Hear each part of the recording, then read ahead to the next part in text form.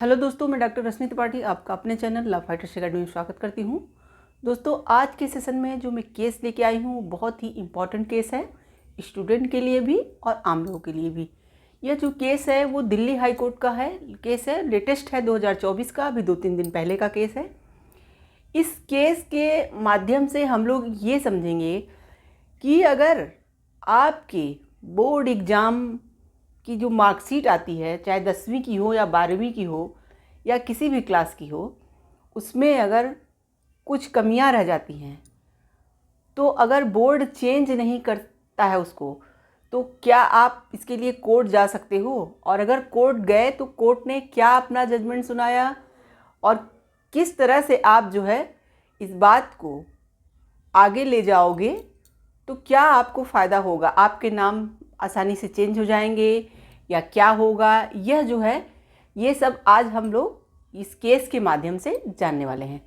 तो इसीलिए यह केस बहुत ही इम्पॉर्टेंट होने वाला है, स्टूडेंट के लिए साथ साथ गार्जियंस के लिए भी बहुत इम्पॉर्टेंट है। तो आप सब इसे ध्यान से समझिएगा और पूरा केस देखिएगा।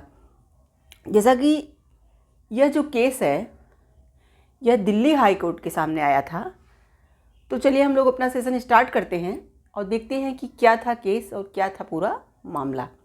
जैसा कि जो यह केस था, यह एक स्टूडेंट थी, यानी बच्ची थी, लड़की थी, जो कि 10वीं और 12वीं में उसकी बोर्ड परीक्षा की जो मार्कशीट आती है उसमें उसके फादर्स नेम में मिस्टेक था। अब उसी को चेंज कराना चाहती थी। तो मामला यूँ हुआ कि वैसे तो जनरली अगर हम कोई गलती कर देते हैं तो नाम वगैरह चेंज कर दिया जाता है, बोर्ड वगैरह में आप जाइए, एप्लीकेशन वगैरह दीजिए तो वो लोग चेंज कर देते हैं। लेकिन इनका मामला थोड़ा सा डिफरेंस था।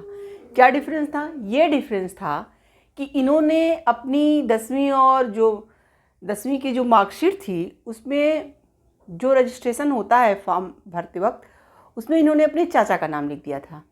तो चाचा का नाम लिखने के कारण इनका ये कहना था कि मेरे पापा की डेथ हो गई थी, यानी इनके पापा मर गए थे, इसलिए उन्होंने अपने चाचा का नाम मेंशन कर दिया था। तो जब 10वीं में इनके चाचा का नाम आ गया, 12वीं में भी इनके चाचा का नाम आ गया, तब ये अब बाद में चाहती थी कि हम अपने पापा का नाम डालें। तो इसके लिए यह डॉक्यूमेंट्स वगैरह जो है बोर्ड में ले जाके ये देती हैं, अपना आधार कार्ड और जो भी निवास वगैरह रहता है सब कुछ ले जाके ये मतलब देती हैं और ये बोलती हैं कि मेरे चाचा की जगह मेरे फादर का नाम लिख दिया जाए। अब देखिए, अब बोर्ड यह बात मानने को तैयार नहीं थी।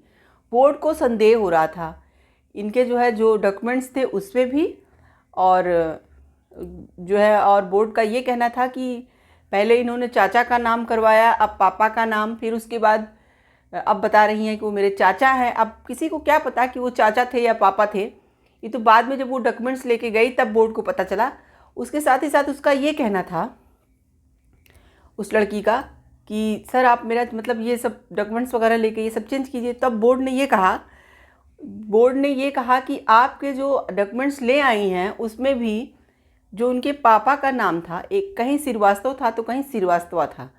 तो इस पे भी बोर्ड को बहुत डाउट हो रहा था, तो इसीलिए वो उनका नाम, उनके फादर्स का नाम मेंशन करने से पीछे हट रहे थे। इसी बात की याचिका को लेकर के ये जो स्टूडेंट थी, लड़की थी, ये दिल्ली हाई कोर्ट जाती हैं। अब दिल्ली हाई कोर्ट, चलिए हम लोग ये जानते हैं कि दिल्ली हाई कोर्ट ने अपने जजमेंट में इनको क्या कहा, और इसके साथ ही साथ दिल्ली हाई कोर्ट में जो न्यायाधीश बैठे थे, वो कौन थे? तो जैसा कि दिल्ली हाई कोर्ट के जो न्यायाधीश थे जो इस केस की सुनवाई कर रहे थे वो थे न्यायमूर्ति सी हरिशंकर। न्यायमूर्ति सी हरिशंकर ने पहले पूरे मामले को देखा और पूरे डॉक्यूमेंट्स भी जो वो लड़की बोर्ड के सामने अपना प्रस्तुत की थी वो सब भी उन्होंने पूरा चेक किया। जब सब कुछ उन्होंने देखा तो फिर उन्होंने क्या कहा, चलिए हम लोग देखते हैं। उन्होंने कहा कि अपने नाम से या अपने माता पिता की बेटी या बेटे के रूप में पहचाने जाने का जो अधिकार है वो एक मौलिक अधिकार होता है, यानी कि हमारा फंडामेंटल राइट है ये। देखिए, कोर्ट का यहाँ पे ये कहना हुआ कि जैसे अपना नाम खुद का आपका नाम हो या आपके माता या पिता के नाम से जो आपकी पहचान है वह एक मौलिक अधिकार है, मौलिक अधिकार के रूप में यह मिला हुआ है। तो ये बात बोला और कहा, कोर्ट ने कहा कि अदालत को ऐसे मामलों में यथार्थवादी दृष्टिकोण अपनाना होगा। मतलब कि भाई ये हमारा मौलिक अधिकार है, तो इसे हम यूं ही नहीं जाने दे सकते। इसमें हम दृष्टिकोण जो अपनाएंगे वो यथार्थवादी होगा।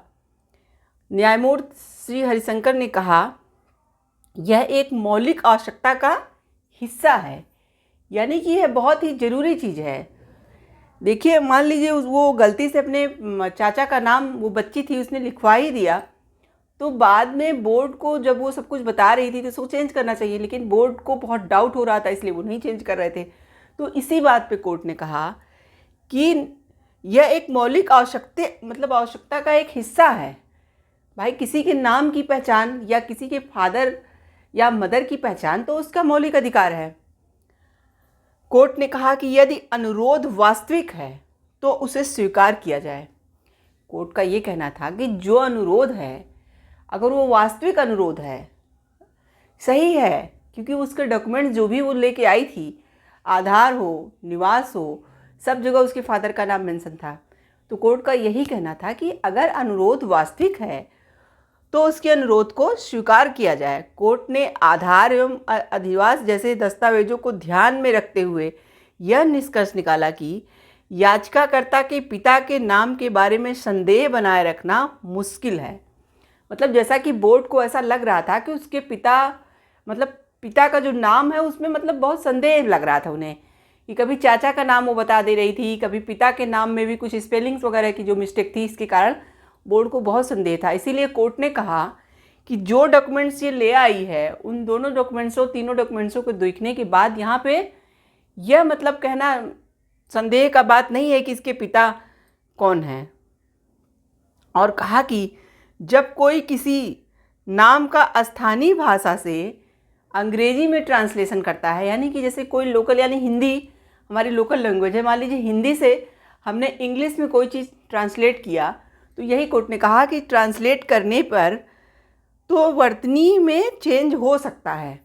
अब जैसे कि ये इनके फादर्स नेम में हिंदी में श्रीवास्तव था और इंग्लिश में श्रीवास्तवा हो गया था, तो यही डाउट था। यही कोर्ट ने कहा कि अगर स्थानीय भाषा यानी लोकल लैंग्वेज जो भी हो, उसमें जो चीज़ें होंगी उसको जब हम इंग्लिश में ट्रांसलेट करेंगे तो उसमें जाहिर सी बात है कि थोड़ा बहुत डिफरेंस आ ही जाएगा, इसलिए उसको इतना ध्यान नहीं देना चाहिए। केवल श्रीवास्तव और श्रीवास्तवा का मामूली अंतर के कारण याचिका को हम खारिज तो नहीं कर सकते। कोर्ट का ये कहना था कि चूँकि ये जो भी अपने फादर्स के नाम को लेकर के जो भी डॉक्यूमेंट्स दे रही है, उन सब में एक छोटी सी मामूली से अंतर दिख रहा है कि उसके फादर्स के नाम में श्रीवास्तव और श्रीवास्तवा का डिफरेंस है, तो क्या इस छोटी सी बात के लिए हम उसकी याचिका को खारिज कर दें?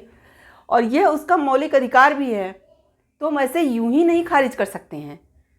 कोर्ट ने देखिए यही कहा, और कोर्ट ने ये भी कहा कि इन सब चीज़ों के लिए हमें यथार्थवादी दृष्टिकोण अपनाना होगा और सही गलत की पहचान करके कार्य को करना होगा। और फिर कोर्ट ने क्या किया कि सीबीएसई को निर्देश दिया कि याचिकाकर्ता के 10वीं और 12वीं की नई मार्कशीट जल्द से जल्द बना दी जाए। यानी कि कुल मिला के इस जजमेंट में कोर्ट ने उसकी याचिका को स्वीकार कर लिया और यह कहा कि उसको सीबीएसई बोर्ड नई मार्कशीट बना के दे। उसके साथ ही साथ लड़की को कहा कि आप बोर्ड के पास अपना हलफनामा लगाइए, जो भी गलत आपने किया है उसके लिए आप एक हलफनामा लगाइए, उसको सही रूप में दिखाइए, हलफनामा लगाइए। और कहा कि जो भी बोर्ड को जो भी क्षतिपूर्त वगैरह है उसको आप दे दीजिए।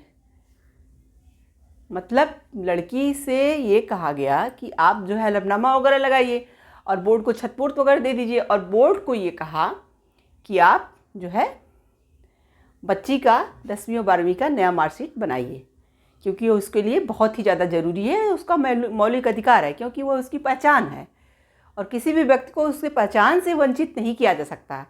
यह हमारा मौलिक अधिकार है कि आप किसके बेटे हैं या आप किसकी बेटी हैं या आपका नाम क्या है। यही तो हमें जाहिर होता है कि हमारा मौलिक अधिकार है।